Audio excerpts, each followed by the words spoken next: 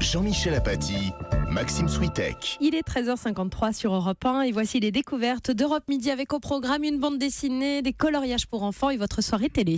Je vais être honnête, Benjamin Josse, j'ai pas tout compris à l'idée du jour. Ça va être clair, ça va être très clair. Allons-y. Si je vous parle de cahiers de coloriage, c'est à cause d'une information étonnante sur laquelle je suis tombé. Il y a une nouvelle tendance chez les adultes, une activité qu'ils ont empruntée aux enfants et qui fait un tabac, c'est le livre de coloriage. En 2015, rien qu'en 2015, ces cahiers de coloriage pour adultes, rien de tendancieux là-dessus. Évidemment. Mathieu, ils sont juste un coloriage petit peu plus complexes que pour les enfants. Ouais, Bref, on va dire ça.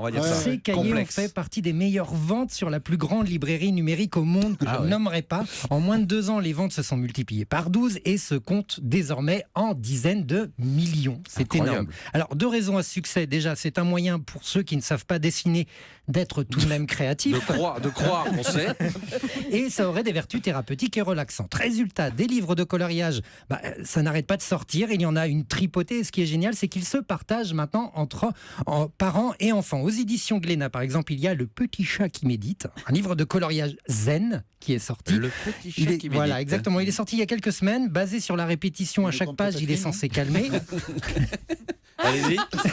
Non, je sais pas, allez-y, continuez. D'accord, ok.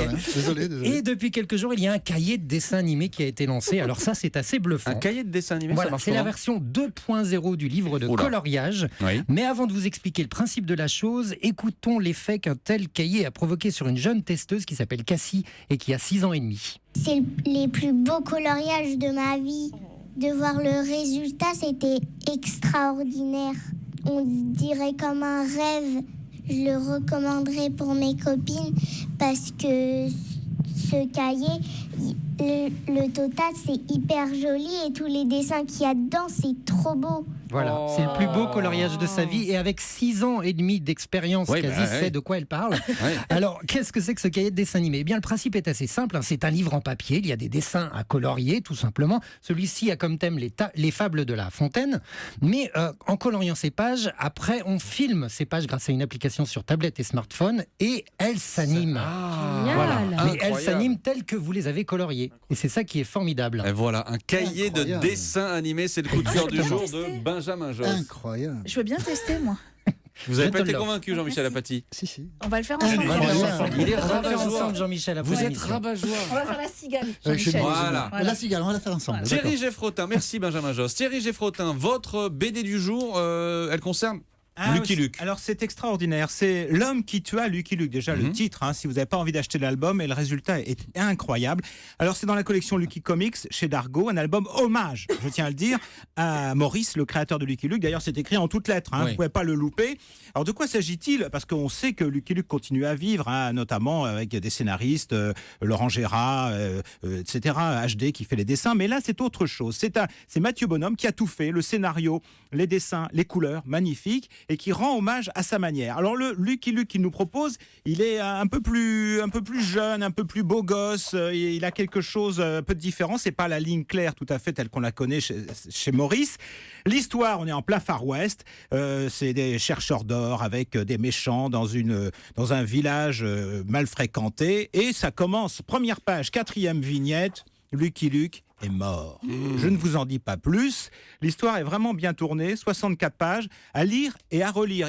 Je l'ai lu 2 fois parce que la première fois, j'étais tellement surpris par cet hommage fort bien rendu avec beaucoup de références. Par exemple, Lucky Luke essaie absolument de refumer dans cet album et pour une raison que je ne vous dirai pas, il ne va pas réussir à fumer. Vraiment, c'est très très bien fait. Moi, je suis tombé sous le charme vraiment de l'histoire, évidemment, mais aussi du trait de Mathieu Bonhomme parce que vraiment, c'est magnifique. J'essaie de vous trouver un Lucky Luke parmi d'autres. Pour ceux qui nous suivent sur Europe 1.fr, Regardez ça. la gueule, la tronche. classe. Oui, la classe, exactement, côté beau gosse. Je vous le redis, vous pouvez lire tous les autres Lucky Luke, ceux de Maurice et ceux qui ont suivi après le décès de Maurice et Goscinny. Ça, c'est autre chose, c'est un hommage et c'est vraiment de la belle ouvrage, je tiens à le dire. On rappelle le titre, l'auteur et les éditions. Mathieu Bonhomme, L'homme qui tua Lucky Luke. Alors, c'est chez Comics Luke, c'est Dargo, en fait, qui un peu D'accord. moins de 15 €, 14,99 € dans les bonnes librairies. librairie. Voilà. Voilà pour le coup de cœur du jour. Merci Thierry Geffrotin. Votre choix télé pour ce soir. Eva Rock, c'est une soirée spéciale. Oui, soirée spéciale sur France 2 parce que samedi, le 2 avril, ce sera la journée mondiale de la sensibilisation à l'autisme. Alors à cette occasion, la chaîne propose une soirée spéciale avec un téléfilm, un débat et un documentaire. Le téléfilm, pour commencer, est tiré de l'histoire vraie de Louis et de ses parents Gersande et Francis Perrin, qui étaient les invités de Jean-Marc Morandini ce matin. Je vous propose un petit extrait de la bande-annonce. Écoutez, je suis vraiment inquiète, quelque chose va pas chez lui. Tom est en parfaite santé. Tom, regarde-moi. Pourquoi il se retourne pas quand on l'appelle? Bah écoute, moi j'en peux plus de tous ces médecins. Franchement, faut arrêter là, vraiment. Les médecins ont dit que Tom allait bien, alors je vois pas pourquoi tu te prends la tête et pourquoi tu nous saoules avec ça. Tom va bien, c'est le Mais non, principe. il va pas bien.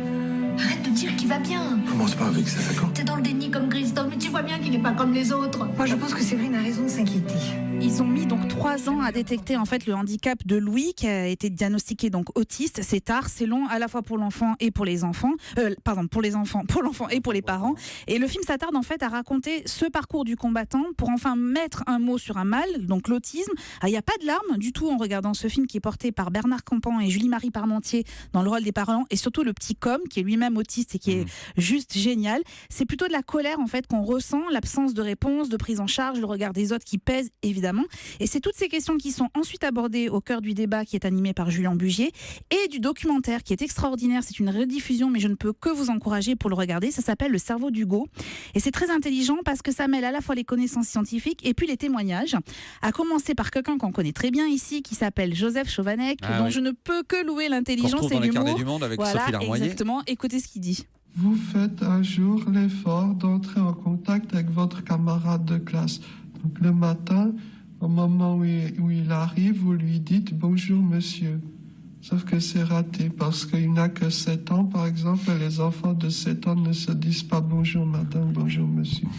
On finit juste avec la petite Anaé. Elle est haute comme 3 pommes, mais elle est déjà très déterminée. Ah, on n'arrive pas. Elle n'arrive pas, Anaï. Elle veut juste faire cardiologue pour soigner les problèmes de cœur de sa maman. Et voilà, soirée spéciale ce soir sur France 2, donc à partir de 20h50. C'est le choix d'Eva Rock. Merci à toute l'équipe des Découvertes, merci à toute la bande. À demain, Jean-Michel. À demain à midi pour une nouvelle édition d'Europe Midi.